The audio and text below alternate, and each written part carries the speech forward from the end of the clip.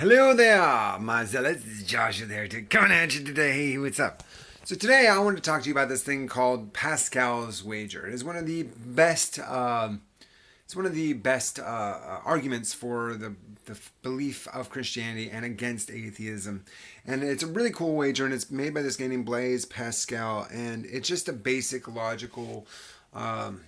It's basically just this really cool logical argument, and it breaks down like this. This is Pascal's Wager.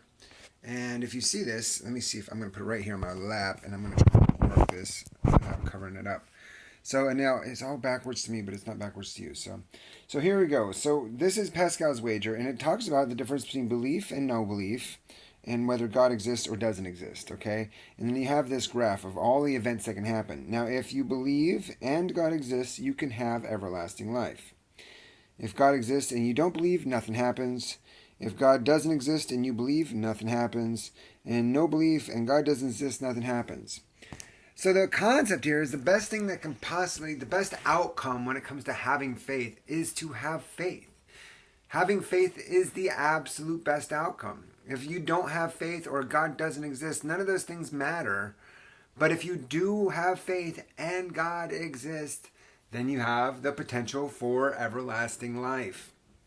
That's one of the great things about Pascal's Wager. Now, this is the problem, though, and if you look at Christianity as a whole, there's multiple, vast multitude of different types of faiths and religions out there. But this is the most basic chart or graph of this. But if you broke it down into like specific like denominations, it would be the same graph, but it'd be divided by category. However, we all know that Pascal's Wager is just the first step into acknowledging that it is a good idea to have a faith in God. You just have to figure out what is the definition of that faith. Pascal's Wager doesn't go into how to define what is the right path, but it is a good logical device to try and convince atheists that there is a benefit to believing in God. Anyway, I'm Joshua the Heretic. You guys have a great day. I hope you enjoy this 3-minute video. Saturdays at 10 o'clock, I have my live stream, and I hope to see you there. We're trying out a new format, so check us out. You have a great day. Peace, love, and goodness. Waza! Oh, by the way, you know I love God because I love virtue, justice, and salvation. Waza!